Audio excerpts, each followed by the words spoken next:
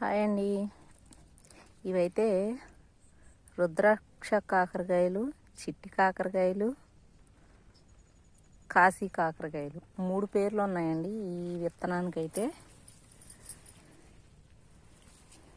అయిపోయింది, మొన్నటి వరకు బాగా కాసిందనమాట. ఇది చాలా బాగుంటాయండి. కూర కూడా ఎంత రుచిగా ఉంటుందంటే అసలు మనం మార్కెట్లో దొరికే కాకరకాయలు కానీ లేదంటే స్టార్ కాకరలు కానీ ఇలాంటి ఏవి పనికిరావు వీటి ముందు అయితే. ఇంకా చూడండి, మొన్నటి వరకు బాగా కాసింది, ఇంకా అయిపోయింది తీగ.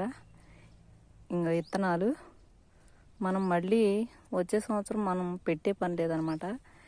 ఒకసారి మొలిస్తే చాలు ఇవి, తర్వాత నుంచి దాని అంతరకు అవే వస్తాయి. మొలక చెట్టు అక్కడి వరకు పాకింది, ఇంకా అయిపోయిందనమాట తీగ.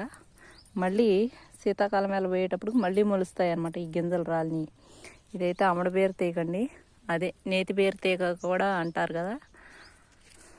ఇక్కడ కాయ ఒకటి నేను కోసినప్పుడు 2 గింజలు పడ్డాయి కావాల్సి. ఇంకా అదొక మొక్క, ఇదొక తీగ. ఇది పైకి వెళ్ళింది, అదేమో చిన్న మొక్క. కానీ ఈ కాయలు మాత్రం బాగా చెప్పుకోవచ్చండి, చాలా బాగుంటాయి. అసలు కూర మనం తినే కొద్దిగా తింటాం అనమాట. అసలు వద్దు అనిపించే మాట రాదు అసలు నోటుకుంటే, అంత బాగుంటుంది కూర అయితే. చెరుసాకం ఉల్లిపాయలు కోసి వండుకోవాలి ఈ కూరనైతే, చాలా బాగుంటుంది.